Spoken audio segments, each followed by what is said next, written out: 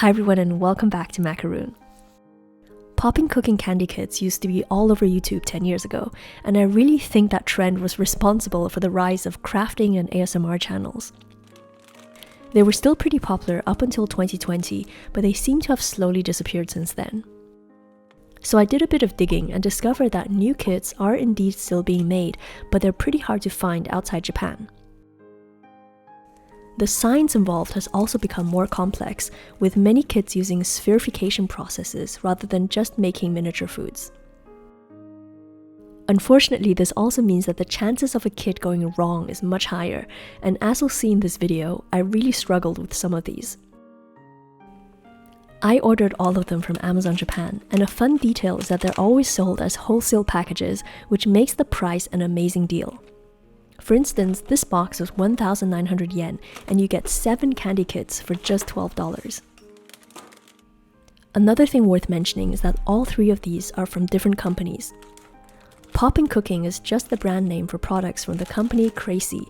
However, over the years, people often use it to refer to any type of candy kit. So let's get started with this first one, which is pretty wild. This is based on the traditional Japanese goldfish scooping game that's popular during summer festivals. You get to keep whatever you manage to scoop out using a net called a poi. Pois are usually made from paper, so they will start to break in water and you have to stop once it no longer works. They took this entire concept and turned it into a candy kit. The instructions are fairly complex, so I gave up trying to translate it, but each powder actually has a picture of the container it's supposed to go in. You start by cutting apart the plastic to create 2 water bowls, 1 goldfish mold, and 1 scoop. Then fill the small pot up to the line with water and add the goldfish jelly powder. Mix this well and start filling the molds. This part looks pretty straightforward, but the gummy starts to harden pretty quickly inside the pot. I thought I could just mush everything up again and keep on going, but this destroys the molecular bonds, so it won't solidify anymore. I was really puzzled why my jelly just wasn't setting, and I realized that you have to pour it into the mold while it's still liquid. If you mash up the jelly and try to fill it up again, then it will never harden. So I ended up having to do this part all over again. This time I worked as fast as I could to get the liquid into the molds. This was already my 3rd attempt because I made another one before filming and it failed while making the poi scoop. However, one beautiful attention to detail I noticed is that the sea animal molds are actually different in many of the kits. The first one has a starfish design and the second one has an adorable looking otter. This one didn't harden as perfectly as I would have liked, but I'm just glad I got this far. Then you're supposed to remove each gummy from the mold, but still leave them inside the container. Next comes the goldfish scoop. Fill the bathtub-shaped pot up to the line with water and add the powder from the purple packet. This contains sodium alginate, which is a non-toxic material derived from seaweed. It's used to thicken liquids into a gel-like texture, but it's also notoriously difficult to dissolve. You have to stir it for ages and keep breaking up the lumps. Now we're going to move on to the calcium bath. This entire process is called spherification, and I have several videos on that here. When sodium alginate comes into contact with a calcium solution, the outer membrane begins to harden. The chemical for the calcium bath tends to be calcium chloride or calcium lactate. I'm pretty certain that this is calcium chloride because I tasted the liquid and it's slightly salty. Calcium lactate doesn't have any taste, but is also a lot more expensive and normally used in fine dining. It's safe to assume that all the chemicals you find in candy kits or toy kits is probably the cheaper calcium chloride. Now I'm finally ready to make the goldfish scoop and stumbled onto the next fail. The sodium alginate is too thick and it doesn't produce a membrane across the opening. I had to remake the gel, making this the 4th kit I've used up so far. You can see that by dipping the scoop into the gel and then into the calcium lactate bath, it hardens the membrane just enough so you can grab a goldfish out of the water. And just like real poi scoops, the middle part will eventually break, so you have to catch as many as you can before that happens. If you manage to get this far, then the kit is fantastically fun. I've rarely seen anything with this level of detail and imagination. However, it can also be far from a smooth journey as you just saw. My best tip is to work as quickly as you can, because a lot of my problems came from leaving the jelly or sodium alginate solution alone for too long. If they start to harden prematurely, then you won't be able to continue with the process. The final step is another powder that you can add to the sodium alginate. This one turns the gel back into liquid so all the sea creatures can swim about. And of course they're edible, so this is the last step where you can eat them if you want.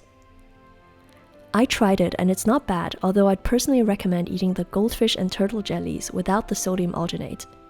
The gummies genuinely smell and taste delicious.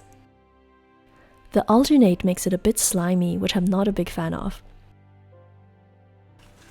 The next kit is called Puyoyon Jellyfish Aquarium by Meigum, which is part of the giant Japanese food company Meiji. The branding and detail is almost as good as Crazy, and this reminds me of the more basic Popin Cookin kits. There's even a tiny window that you can look through here. You get 3 powders which are clearly labeled, so it's hard to mix them up. Start by taking apart the tray and cutting off the corner for the water scoop. Then fill up each mold with gummy powder and add just enough water to soak it through. I believe that these are supposed to be moon jellyfish, which is a very cute species that you can find all over the world. They have this distinctive clover shape on top. A fun fact is that the visible shapes on top of a jellyfish are actually its reproductive organs. So right now we're making pineapple gummy jellyfish genitalia, and you can never unlearn this piece of information. One thing I realized is that the water won't soak through if the powder is too thick. So make sure you add enough before the top layer hardens, because then you can't get any more liquid inside. Now it's time to make the body of the jellyfish. This also uses spherification, so I'm hoping it won't be as tricky as the goldfish kit. Fill both containers with water up until the line. Warm or cold doesn't make a big difference here. Just like the previous kit, the calcium bath also contains blue food coloring to make it look more like an aquarium. Now add some of the transparent gel onto the spoon, followed by one of the yellow gummies. You can push this down with a toothpick to make sure it's surrounded by jelly. Dip this into the calcium solution and wait for the membrane to form. You can shake it very gently, but try to avoid touching it until it starts to slide off the spoon by itself. Now you have this tiny jellyfish, which I think looks adorable and it's surprisingly realistic. I repeated all the steps to create more and found that using as much gel as possible produced the best results. This will probably look even better in a larger spoon, but the calcium bath is a bit too small to fit anything else inside. These feel nice and squishy, and I know the next question that many people have is to cut it open. I left these in the water for quite some time, so the membrane is pretty thick. It doesn't burst open like popping boba or the other spherification projects I've made. However, the inside is still liquid and it's oddly satisfying to squish. I love how aesthetic these turned out, and they're quite different to the cartoony results of most candy kits. You can also try using other gummies, Smarties, or even sprinkles along with the sodium alginate to create different looking candy bubbles. Last but not least are these Sumiko Garashi kits. The packaging is very similar to the ones from this video, but these are actually jumbo-sized. This one is from the company Heart, which doesn't make very complex kits, so everything inside is a bit rougher compared to Crazy or Meiji. You only get one single mold with one packet of powder. Though I have to say that the molds in these kits are genius. You just snap them together and you have a perfectly waterproof 3-dimensional shape. The measuring system is also very clever. You simply fill the mold up with water and that's the amount you need. Add this to a cup and mix in the jelly powder. This kit is so simple that I thought I couldn't fail, but something actually went wrong. While I was setting up the camera for this shot, the jelly solidified so much that it became impossible to pour. It sort of got stuck in the mold and I had to throw away the entire batch.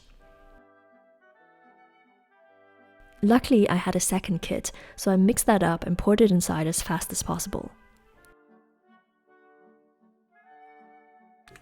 This solidifies in 20 minutes and you can just pop it out of the mold. I love the texture of this jelly and it's surprisingly solid for something that didn't require any time in the fridge. The camera isn't good at picking up facial features, but in real life you can see all the details perfectly. The only downside of this kit is that it really doesn't taste good. The jelly is overly sweet with a very synthetic and borderline unpleasant smell. It's supposed to be soda flavored, but tastes and smells completely different to the soda flavors from the other two kits. Just based on taste alone, the peach jelly from the first kit is definitely my favorite. These new candy kits can be quite a challenge, but they're also fascinating if you get them right. If you have the chance to try these, I'd recommend buying at least 2 of each one because chances are that something might go wrong. I'm Joanna, thank you so much for watching and I'll see you soon. Bye!